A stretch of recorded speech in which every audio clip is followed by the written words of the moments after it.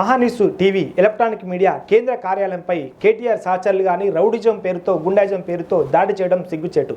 మహాన్యూస్ టీవీపై దాడిని మా PCW news కూడా తీవ్రంగా ఖండిస్తుంది. గతంలో కూడా మాపై దాడులు కానీ మాపై కొంతమంది పోలీస్ కేసులు కానీ పెట్టడం జరిగింది. మేము ఎక్కడ కూడా భయపడకుండా వారికి పోటీగా మేము ప్రయత్నం చేశాము. వారు గతంలో మాతో పోటీ చేసిన వారు, మాపై కేసులు వేసిన వారు ఓడిపోయారు. మేము లీగల్గా ఉన్నాం కాబట్టి అక్కడ మేము గెలవడం జరిగింది. ఎవరైనా కానీ పత్రికా స్వేచ్ఛను అలాగే ఎలక్ట్రానిక్ మీడియా స్వేచ్ఛను భంగం కలిగించే ప్రయత్నం చేస్తే వారే నష్టపోతారు.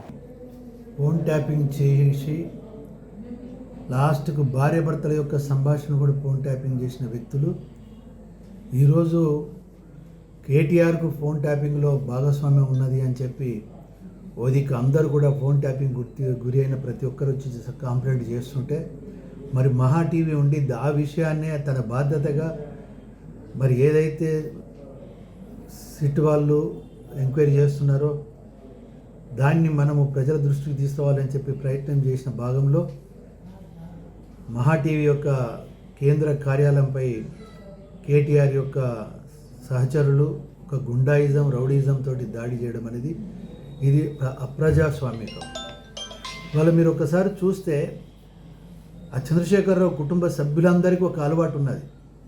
చంద్రశేఖరరావు మాటలతోటి ప్రజల్ని రెచ్చగొట్టి కార్యకర్తలని రెచ్చగొట్టి మరి ఈ దాడులు చేయించడం అనేది కార్యకర్తలను రెచ్చగొట్టి దాడులు చేయడం అనేది ఆయన కానివాది.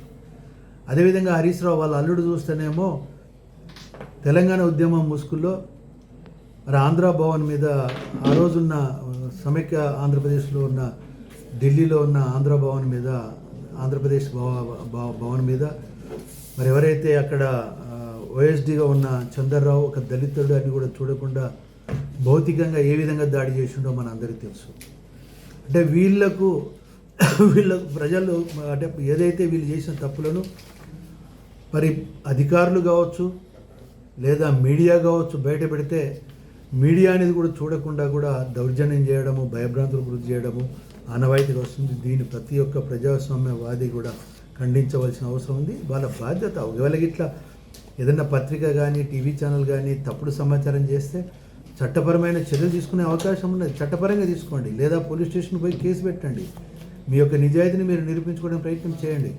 అంతేగాని ఈ విధమైన దాడులు చేయడము ఇది పత్రికా స్వేచ్ఛకు ఇది భంగం అని చెప్పి ఇది తెలియజేస్తూ ఇవాళ మరి ప్రభుత్వం కూడా దీని మీద తప్పకుండా చట్టపరమైన చర్యలు తీసుకోవాలనేది కూడా నేను రిక్వెస్ట్ చేస్తూ ఇది మరొకసారి దీన్ని తీవ్రంగా ఖండిస్తూ సెలవు తీసుకుంటున్నాను.